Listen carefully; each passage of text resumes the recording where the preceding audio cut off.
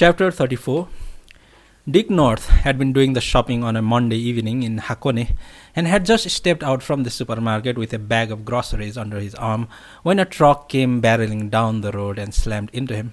The truck driver confessed that he didn't know what possessed him to gun full speed ahead in such a poor road visibility, and Dick himself had made a telling slip. He'd looked to his left, but was one or two breaths behind in checking his right.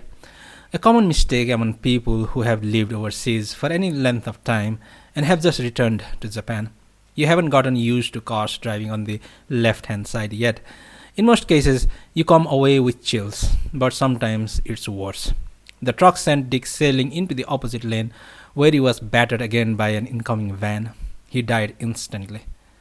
When I heard the news, the first thing that came to mind was going shopping with Dick at a probably similar supermarket in Makaha.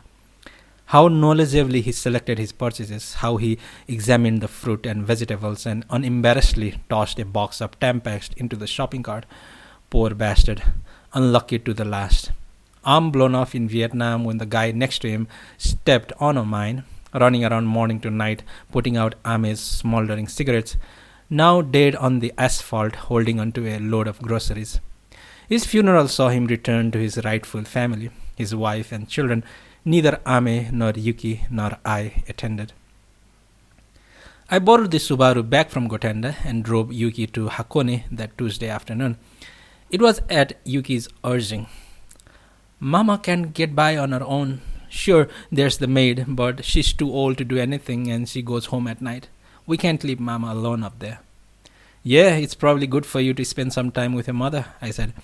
Yuki was flipping through the road atlas. Hey, do you remember I said bad things about him? Who? Dick North? Yeah. You called him a goon, I said. Yuki stowed the book in the door pocket, rested her elbow on the window, and turned her gaze to the scenery ahead. But you know, she said, he wasn't so bad.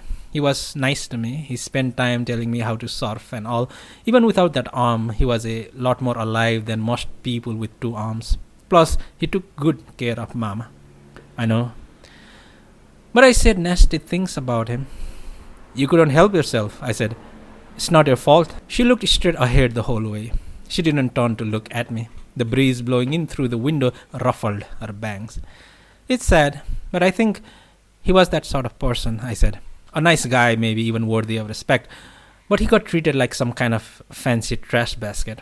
People were always dumping on him. Maybe he was born with that tendency. Mediocrity is like a spot on the shirt. It never falls off. It's unfair. As a rule, life is unfair, I said. Yeah, but I think I did say some awful things. To Dick? Yeah. I pulled the car over to the shoulder of the road and turned off the ignition. That's just stupid, that kind of thinking, I said, nailing her with my eyes. Instead of regretting what you did, you could have treated him decently from the beginning. You could have tried to be fair. But you didn't. You don't even have the right to be sorry. Yuki looked at me, shocked and hurt. Maybe I'm being too hard on you, but listen, I don't care what other people do. I don't want to hear that sort of talk from you. You shouldn't say things like that lightly, as if saying them is going to solve anything. They don't stick. You think you feel sorry about Dick, but I don't believe you really do. If I were Dick, I wouldn't want your easy regret. I wouldn't want people saying, oh, I acted horribly. It's not a question of manners. It's a question of fairness. That's something you have to learn. Yuki couldn't respond. She pressed her fingers to her temples and quietly closed her eyes. She almost seemed to have dozed off, and for the slight flutter of her eyelashes, the trembling of her lips. Crying inside without sobs or tears. Was I expecting too much of a 13-year-old girl? Who was I to be so self-righteous? Still, whether or not she was 13, whether or not I was an exemplary human being, you can't let everything slide. Stupidity is stupidity. I won't put up with it. Yuki didn't move. I reached out and touched her arm. It's okay, I said. I'm very narrow-minded. No, to be fair, you've done the best that it can be expected. A single tear trailed down her cheek and fell on her lap. That was all, beautiful and noble. So what can I do now? She spoke up a minute later. Nothing, I said. Just think about what comes before words. You owe that to the dead. As time goes on, you'll understand. What lasts, lasts. What doesn't, doesn't. Time solves most things, and what time can't solve, you have to solve yourself. Is that too much to ask? A little, she said, trying to smile. Well, of course it is, I said, trying to smile too. I doubt this makes sense to most people, but I think I'm right. People die all the time. Life is a lot more fragile than we think. So you should treat others in a way that leaves no regrets. Fairly, and if possible, sincerely. It's too easy not to make the effort, then weep and wring your hands after the person dies. Personally, I don't buy it. Yuki leaned against the car door. But that's real hard, isn't it? She said. Real hard, I said, but it's worth trying for. Look at Boy George. Even a fat gay kid who can't sing can become a star. Okay, she smiled. But why are you always getting on Boy George's case? I bet you must really like him deep down. Let me think about that one, I said. Yuki's mother's house was in a large resort housing tract. There was a big gate with a pool and a coffee house adjacent. There was even a stop and shop mini-mart filled with junk food. No place someone like Dick North would have brought groceries at. Me either. As the road twisted and turned up the grade, my friendly Subaru began to gasp. Halfway up the hill was Ame's house, too big for just a mother and daughter. I stopped the car and carried Yuki's bags up the steps to the side of the stone embankment. Down the slope, between the ranks of cedars, you could make out the ocean by Odawara. The air was hazy, the sea dull under the leaden glaze of spring. Ame paced the large, sunny living room, lit cigarette in hand. A big crystal ashtray was overflowing with bent and crushed salim butts, the entire tabletop dusted with ashes. She tossed her latest butt into the ashtray and came over to greet Yuki, mussing her hair. She wore a chemical-spotted, oversized sweatshirt and faded jeans. Her hair was uncombed, eyes bleary. It's been terrible, said Ame. Why do these horrible things always happen? I expressed my condolences and inquired about the details of yesterday's accident. It was all so sudden, she told me. She felt out of control, confused, uncertain. And of course the maid came down with a fever today and won't be in. Now of all times, a fever. I'm going crazy. The police come, Dick's wife calls. I don't know what they expect of me. What did Dick's wife have to say? I couldn't make it out, she said. She just cried, and when she wasn't crying, she mumbled so I could barely understand what she was saying. And me, in this position, what was I supposed to say? What was I supposed to say? I shook my head. I told her I'd send along Dick's things as soon as I could. But then the woman was crying even more. It was hopeless. She let out a big sigh and collapsed into the sofa. I asked her if she wanted anything to drink, and she asked for coffee. For good measure, I also cleared away the ashtray and cocoa cake mugs and wiped off the table. While I waited for the water to boil, I tidied up the kitchen. Dick North had kept a neat pantry, but already it was a mess. Dirty dishes were piled in the sink, cocoa had been dribbled across the stainless steel cooktop, knives lay here and there smeared with cheese and who knows what. The lid of the sugar container was nowhere in sight. Poor bastard, I thought, as I made a strong pot of coffee. He tried so hard to bring order to this place. Now in the space of one day, it was gone. Just like that. People leave traces of themselves where they feel most comfortable, most worthwhile. With Dick, that place was the kitchen. But even that tenuous presence was on its way out. Poor bastard. I carried in the coffee and found Ame and Yuki sitting on the sofa. Ame's head rested on her daughter's shoulder. She looked drugged and drained. Yuki seemed ill at ease. How odd they appeared together, so different from when they were apart. How doubly unapproachable. Ame accepted the coffee with both hands and drank it slowly, preciously.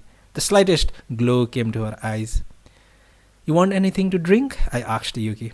She shook her head with no expression whatsoever. Has everything been taken care of? I asked Ame. The business about the accident, legal matters and all that? Done. The actual procedure wasn't so difficult. It was a perfectly common accident. A policeman came to the house to tell me the news, and that was it. I told them to contact Dick's wife, and she handled everything. I mean, I had no legal or even professional relationship with Dick. Then the wife called her.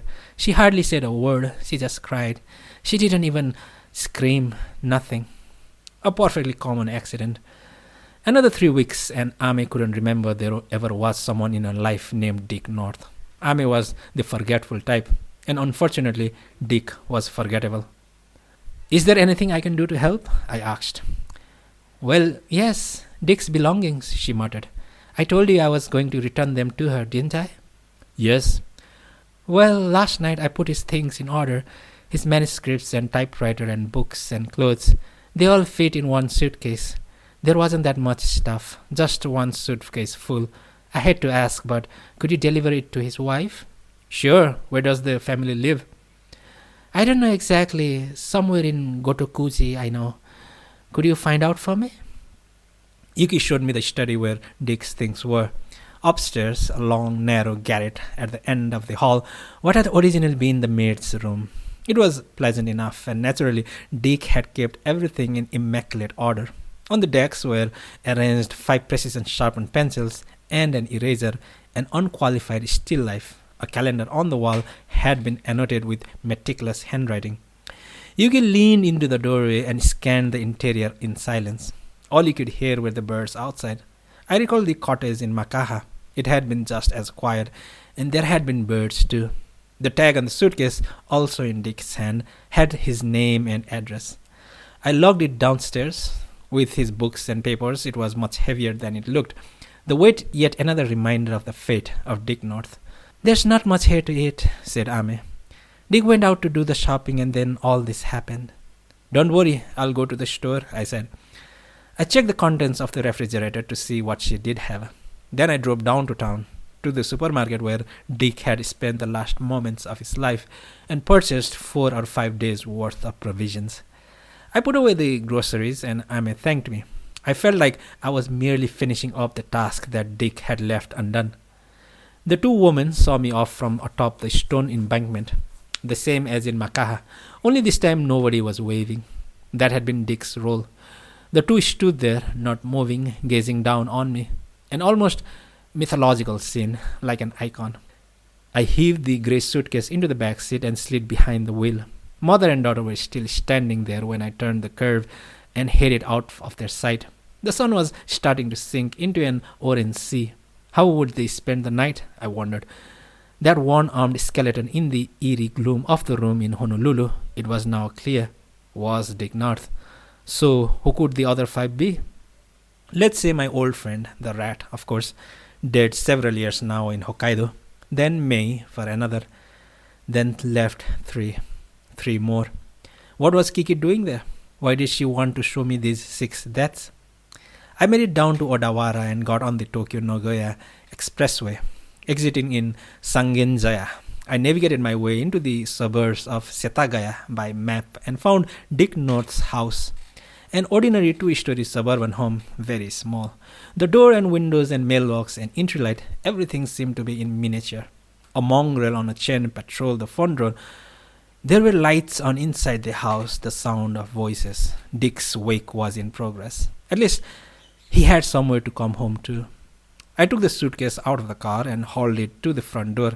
I rang the doorbell and a middle-aged man appeared. I explained that I'd brought Dick's things. My expression said I didn't know any more than that.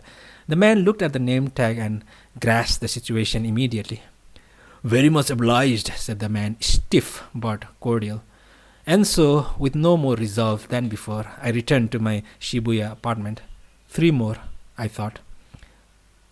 In the scheme of things, what possible meaning was there to Dick North's death? Alone in my room, I mulled it over a whiskey. It happened so suddenly. How could there have been meaning? All these blank spots in the puzzle, and this piece didn't fit anywhere. Flip it over, turn it sideways, still no good. Did the piece belong somewhere else entirely? Even if Dick's death had no meaning in itself, a major change of circumstances seemed inevitable. And not for the better either, my intuition told me. Dick North was a man of good intentions. In his own way, he had held things together. But now that he was gone, things were going to change. Things were going to get harder. For instance, I didn't care for Yuki's blank expression whenever she was with Ame. Nor did I like Ame's dull, spaced out stare when she was with Yuki. There was something bad there. I liked Yuki. She was a good kid. Smart, maybe a little stubborn at times, but sensitive underneath it all. And I had nothing against Ame. Really, she was attractive, full of vision, defenseless. But put the two of them together and the combination was devastating. There was an energy that mounted with the two females together. Dick North had been the buffer after Makimura, but now that he was gone, I was the only one left to deal with them. For instance, I rang up Yumiyushi a few times. She was as cool as ever, although I may have detected a hint of pleasure in her voice. Apparently, I wasn't too much of a nuisance. She was working every day, going to her swim club twice a week, dating occasionally. The previous day, she told me a guy had taken her for a drive to a lake. He's just a friend, an old classmate, now working in Sapporo, that's all. I didn't mind, I said. Drive or hike or like. I didn't need to know. What really got to me was her swim club. But anyway, I just wanted to tell you, said Yumiyoshi. I hate to hide things. I don't mind, I repeated. All I care about is that I get up to Sapporo to see you again. You can go out with anybody you like.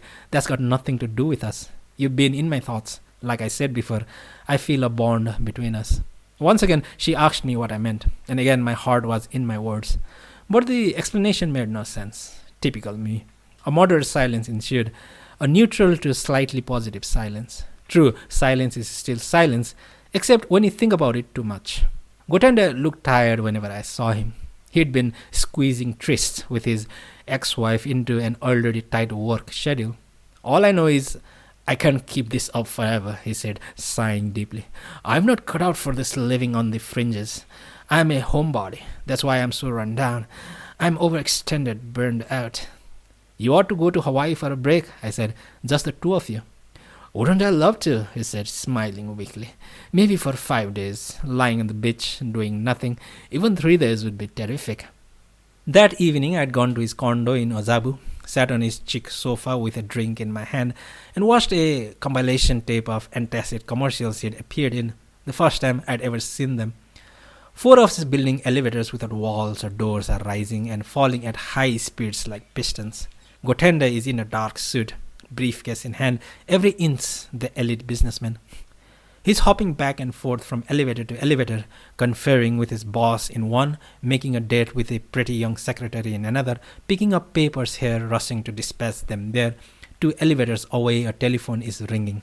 All this jumping back and forth between speeding elevators is no easy trick, but Gotenda isn't losing his cool mask. He looks more and more serious. Voice over. Everyday stress builds up in your stomach. Give the business your busyness with a gentle remedy. I laughed. That was fun. I think so too, he said. Idiotic but fun. All commercials are nonsense, but this one is well shot. It's a damn sight better than most of my feature films. I'm sorry to say. Ad people have no qualms about spending on details, and the sets and those special effects cost a lot. It's not a bad concept either. And it's practically autobiographical.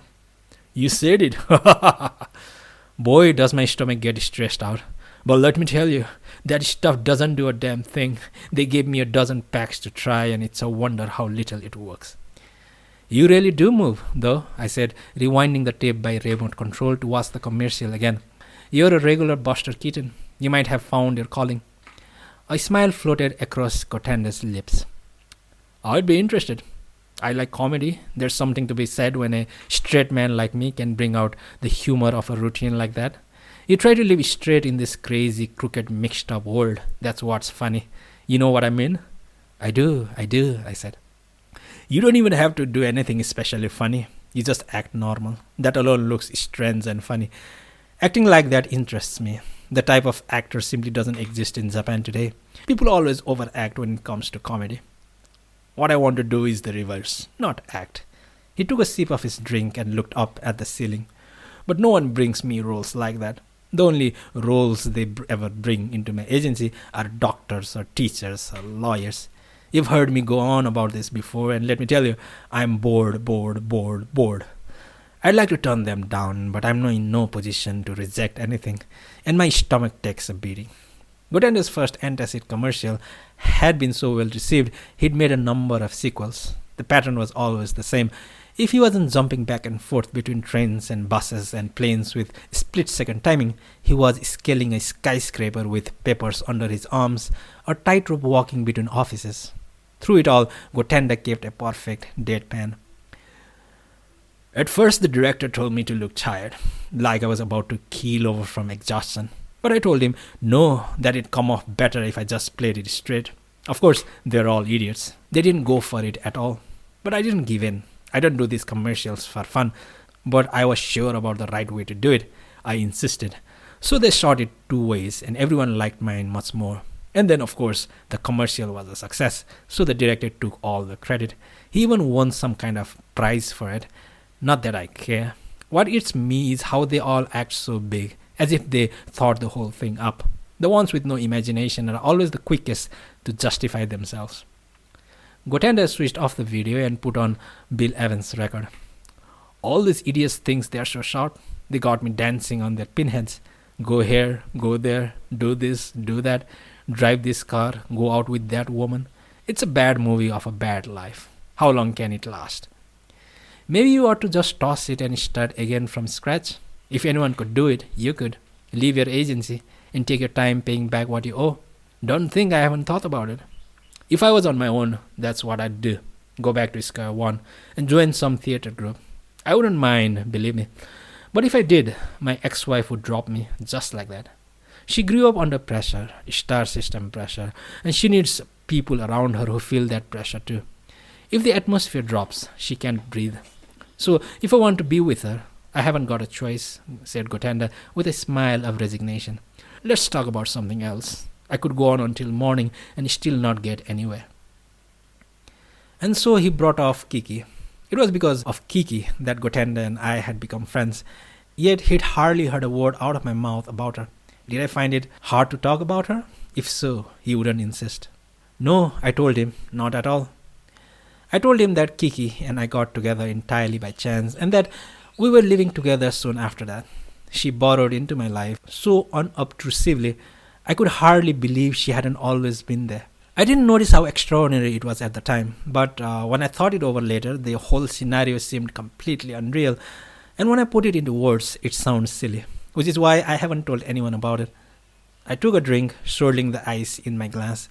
In those days, Kiki was working as an ear model, and I'd seen these photos of hers, and, well, I got obsessed, to put it mildly. Her ear was going to appear in this ad, and I forget what for, and my job was to write the copy. I was given these 3 photos, these 3 enormous close-ups of her ears, close enough to see the baby fuzz, and I tagged them up on my wall. I started gazing at the ears day in and day out. At first, I was fishing for some kind of inspiration, some kind of catchphrase. But then the ears became a part of my life. Even after I finished the job, I kept the photos up. They were incredible. They were perfectly formed, bewitching, the dream image of an ear. You'd have to see the real thing, though. They were... Yeah, you did mention something about her ears. I had this total fixation. So I made these calls and found out who she was, and I finally got a hold of her, and she agreed to see me. The first day we met, we were at a restaurant and she personally showed me her ears. Personally, I mean not professionally, and they were even more amazing than in the photograph. They were exquisite, fantastic. When she exposed her ears professionally, that is, when she modeled them, she blocked them, she said. So they were gorgeous, but they were different from her ears when she showed them. And when she did, it was like the entire world underwent a transformation. I know that sounds ludicrous, but I don't know how else to put it. Gotenda considered seriously what I'd said. What do you mean by her blocking her ears? Severing her ears from her consciousness. Oh. She pulled the plug on her ears. Uh-huh. Sounds crazy, but it's true. Oh, I'll believe you.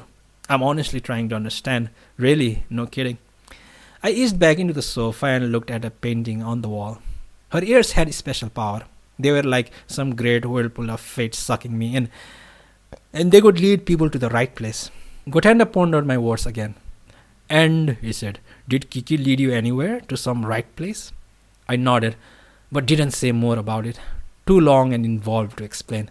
Now, I said, she's trying to lead me somewhere again. I can sense it very strongly. For the last few months, I've had this nagging feeling, and little by little, I've been reeling in the line. It's a very fine line. It got snagged a couple of times, but it's gotten me this far. It's brought me in contact with a lot of different people.